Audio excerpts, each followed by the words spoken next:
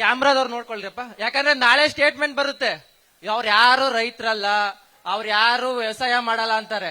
ಯಾರ್ಯಾರು ಖಾಲಿ ಬಿಟ್ಟಿದ್ದೀರಾ ಭೂಮಿಗಳನ್ನ ಗೆಯಕ್ಕಾಗ್ದಿರಾ? ಯಾರು ಇಲ್ವಾ? ಸರಿ. ದುಡ್ಡು ಯಾರ್ಯಾರು ಕೊಟ್ಟಿ ಬಂದಿದ್ದೀರಾ? ದುಡ್ಡು ಯಾರು ಇಸ್ಕೊಂಡ್ ಬಂದಿದ್ದೀರಾ? ಕೈ ಎತ್ರಿ, ಕೈ ಎತ್ರಿ. ಕಾಸು ಇಸ್ಕೊಳ್ದಿರೋರು.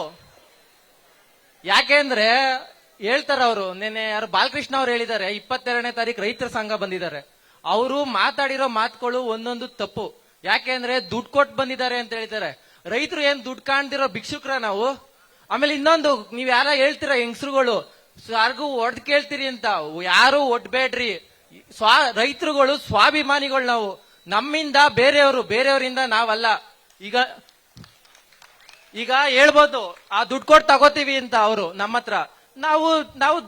ನಾವೇನು ತಗೊಳ್ತೀರಾ, ನಾವು ಜೀವನ ಮಾಡೋ ಅಷ್ಟು ಇದೆ. ಯಾಕೆಂದ್ರೆ ನಮ್ಗೆ ಏನ್ ಬೇಕೋ ನಾವು ಅದನ್ನ ಬೆಳಕೋತೀವಿ. ಅದರಿಂದ ನಾನು ಹೇಳೋದು, ನಮ್ಮ ಭಿಕ್ಷೆಯಿಂದ ಅಧಿಕಾರಿಗಳು ಎಲ್ಲರೂ ಮೇಲ್ಗಡೆ ಇರೋದು. ಯಾರು ಈ ರಾಜಕಾರಣಿಗಳು, ಅಧಿಕಾರಿಗಳು ಎಕ್ಸಾಮ್ ಬರ್ದು ಬಂದಿರ್ತಾರೆ.